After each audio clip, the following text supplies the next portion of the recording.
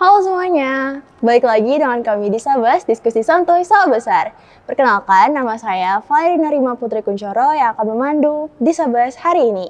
Sebelumnya, kita akan memperkenalkan nih narasumber kita yang cantik jelita. Boleh Kak, Halo, salam kenal. Aku Rahmawati Nurtriana atau biasa dipanggil Rahma. Halo Kak Rahma. Gimana nih Kak kabarnya?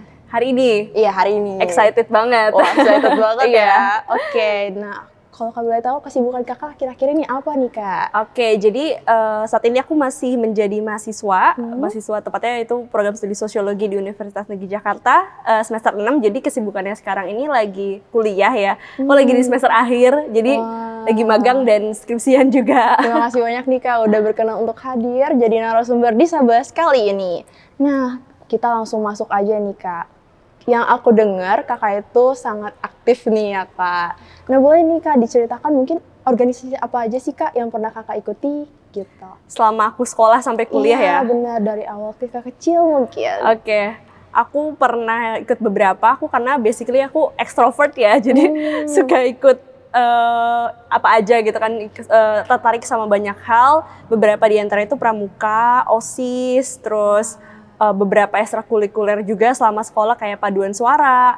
Dan ketika di kampus, aku ikut BEM di tingkat prodi dan juga jadi duta fakultas. Wah keren banget sih Kak, jujur sangat menginspirasi banget nih Kak. Berarti Kakak sudah sedari kecil sangat aktif banget untuk ngikutin banyak banget organisasi. Gitu. Nah boleh mungkin Kak dari sekian organisasi yang saking banyaknya itu nih Kak yang Kakak ikuti, boleh nih Kak disebutkan mungkin 2 atau 1 organisasi yang paling berkesan nih buat Kakak.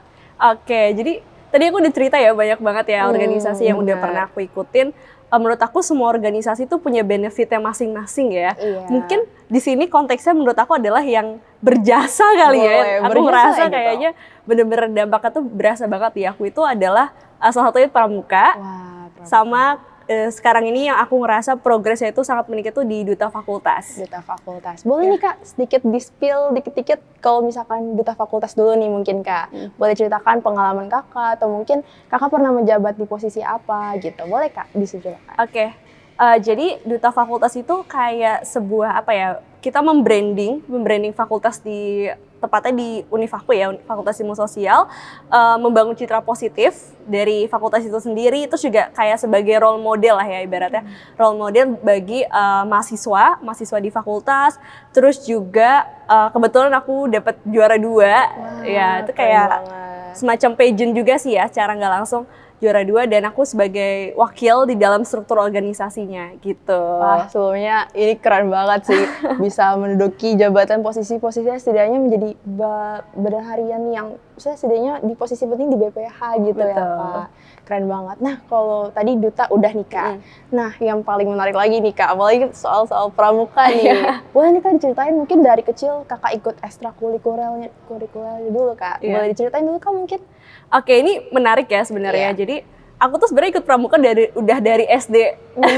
Keren banget dari SD. Kayak udah berlama banget ya. Iya, karena lagi tuh masih kecil banget dan basically aku orangnya emang extrovert, suka ketemu banyak orang, suka ketemu teman-teman baru gitu kan. Apalagi dulu waktu SD itu pramuka di mana-mana hatiku senang ya. Wah, itu kayak aku merasa cocok banget. Terus dulu tuh waktu SD aku kebetulan SD aku juga di Jakpus. Terus aku kan dulu kan SD itu wajib ya sampai sekarang ya gitu kan. Pramukanya wajib, ibaratnya aku ikut yang intinya gitu. Wah, pramuka inti di sekolah. Aku jadi ketua regu dan di SD itu aku punya kesempatan buat ikut Jamda.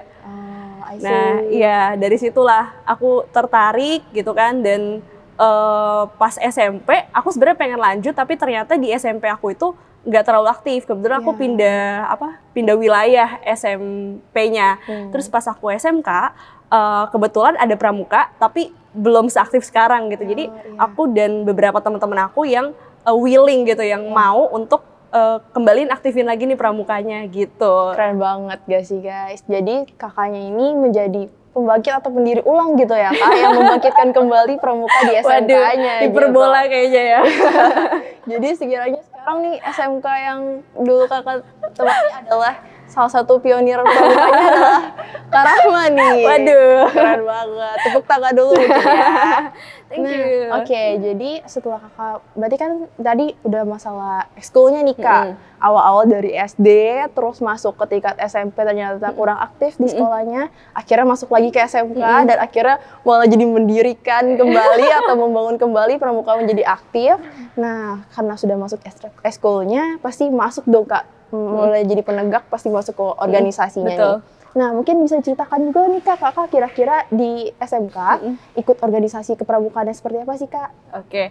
Nah, sebenarnya ini aku juga baru tahu ketika aku SMK ya. Karena kan ibaratnya dulu perspektif aku tuh pramuka ya kayak siaga dan penggalang gitu kan.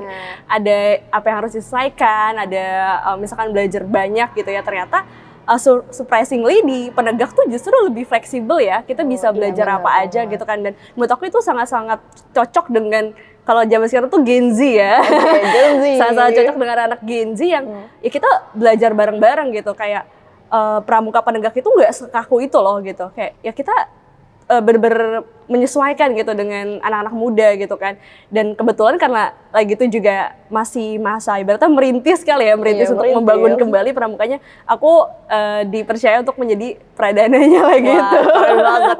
Udah yang merintis, membangun kembali, mengaktifkan kembali, jadi pradana juga. Keren banget sih kak.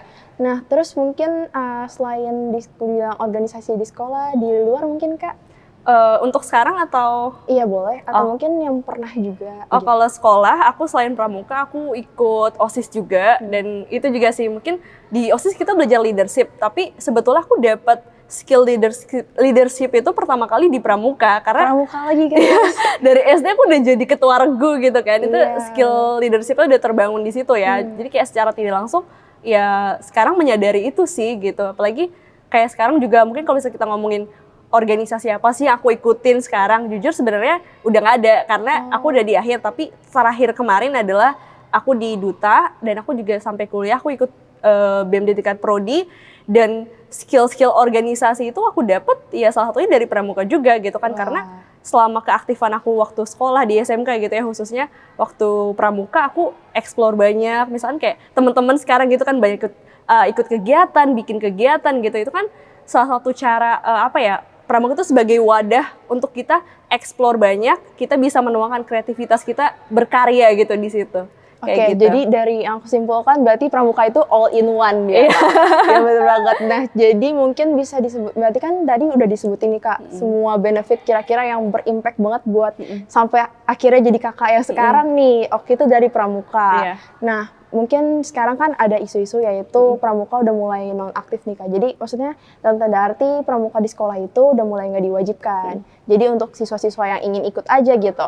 Nah mungkin ada sedikit kata-kata yang bisa memotivasi kembali nih remaja-remaja di luar sana untuk tetap ikut dan terus lanjut ikut kegiatan pramuka gitu. Ini kayak akan agak panjang ya kan? Boleh banget kak, boleh banget. Ya sebenarnya menurut aku ada positif dan negatifnya. Kita mulai dari negatif dulu. Yang pertama adalah sangat disayangkan ya, karena dari aku pribadi aku merasakan impact-nya. Walaupun mungkin teman-teman pramuka yang sekarang lagi di pramuka gitu kurang merasakan, tapi once ketika kita bisa melihat dari sudut pandang yang lebih luas, itu tuh secara nggak langsung kita merasakan benefitnya gitu dari pramuka. Contohnya adalah satunya sekarang public speaking gitu kan. Aku juga belajar public speaking, aku belajar leadership gitu kan. Leadership nggak selalu tentang kita mimpin orang loh, tapi juga tentang kita gimana cara kita bawa diri sendiri ya kan. Karena kita di pramuka kan belajar gimana cara kita bisa membangun relationship sama orang yang lebih muda, lebih tua, seumuran gitu kan, gimana cara kita bisa luwes, dan aku bisa dapetin itu gitu. Di pramuka aku udah terbiasa dengan ketemu orang-orang yang dari secara generasi yang berbeda gitu kan. Jadi udah terbiasa gitu kan, dan itu menurut aku dibutuhkan sebuah life lessons lah ya, yang nggak bisa kita dapetin di kelas gitu kan. Terus juga menurut aku ya itulah gitu kan, dan tantangannya adalah karena udah nggak jadi wajib lagi ya. Jadi gimana caranya mungkin berkolaborasi ya dari teman-teman pramuka itu sendiri bisa meningkatkan eksistensinya gitu. Gimana sih caranya bisa beradaptasi dengan anak-anak Gen Z zaman sekarang ya? Menarik nih kak, Gen Z ya. Betul. Oke, jadi yang dari kakak sampaikan berarti Berarti kita di Pramuka juga belajar soft skill, terus hard skill. Jadi tidak luput dari cuman latihan morse atau mungkin simpul menyimpul gitu. Jadi kita harus lebih terbuka lagi nih pikiran, ternyata Pramuka itu sangat banyak banget yang bisa dieksplor, bisa dipelajari. Sampai akhirnya salah satu yang sudah terbukti di sini adalah Kak Rahma yang menjadi banyak banget perannya di organisasi-organisasi gitu. Nah, mungkin ada nih Kak pesan yang sekiranya bisa memotivasi, selain memotivasi juga yang benar-benar harapan Kakak untuk kedepannya nih Kak, untuk generasi muda saat ini. Oke, untuk generasi muda ya, menurut aku sih ini sih, selagi masih muda itu explore banyak hal, cari pengalaman, karena pengalaman itu bisa beda orang tuh beda pengalaman gitu, dan setuju. pengalaman itu sendiri yang membentuk pribadi orang itu akan jadi orang seperti apa. Contoh misalkan di Pramuka kamu terbiasa jadi orang yang tangguh gitu ya, jadi kamu beda nanti ketika kamu dengan teman kamu lebih resilient terhadap tantangan-tantangan yang akan kamu hadapi gitu kan. Jadi menurut aku, pesan aku sih explore banyak, belajar banyak. Kalau misalkan ngerasa kayaknya ini bukan hal yang pas deh buat aku. Coba lihat lebih luas lagi atau lihat lebih detail lagi, pasti once suatu saat itu akan terasa gitu benefitnya tuh apa gitu. Oke, intinya kita harus terus-terus mengeksplor diri, jangan stuck di zona nyaman kalian, karena memang peluang di luar sana itu sangat luas sekali gitu ya. Oke, ada nih Kak kata-kata hari ini. Oke, ini sebenarnya relate sih ya sama yang tadi aku omongin. Ini quotes-nya agak panjang ya kalau boleh banget Kak, gak apa-apa. Oke, jadi quotes dari aku hari ini, setiap orang itu adalah guru, setiap pengalaman itu adalah pelajaran, dan setiap tempat adalah sekolah. Wah, jadi dimanapun, kapanpun, coba ambil pelajaran dari hal yang kita dapetin atau kita lakuin gitu. Oke. Tepuk tangan dulu semuanya. Keren banget. Jadi dari awal tadi kakaknya udah cerita tentang bagaimana kakaknya nge-build dirinya dari karakternya, terus pengalaman organisasinya, mulai dari Pramuka, kemudian akhirnya masuk ke lingkup yang lebih besar lagi, terus menjadi duta juga, dan akhirnya bisa menjadi kakak yang saat ini gitu ya. Nah, dari yang udah diceritakan dan juga pesan-pesan kakak sampaikan, kita di sini bisa belajar bahwa kita sebagai pemuda, terutama generasi muda Gen Z pada saat ini, kita tuh gak boleh berhenti untuk mengeksplor diri, karena memang peluang di luar sana itu masih luas sekali. Betul. Ya Pak. Jadi terus-meneruslah untuk mengeksplor diri. Mungkin karena kalau kita terus-menerus melanjutkan gak akan habis gak selesai ya. Karena memang seru banget nih kalau bisa berbincang 5 jam sama Kak Rahma, seru banget. Nah, jadi kita akhiri nih Kak untuk di Sabas kali ini. Terima kasih banyak. Terima kasih juga. Terima kasih banyak atas pengalaman yang sudah di-share ke kita nih Kak. Semoga harapan-harapannya Kak Rahma untuk kalian semua di luar sana bisa tersampaikan dan juga terlaksana oleh kalian. Amin. Oke, jangan lupa untuk subscribe, like, and comment. Bye-bye. Dah.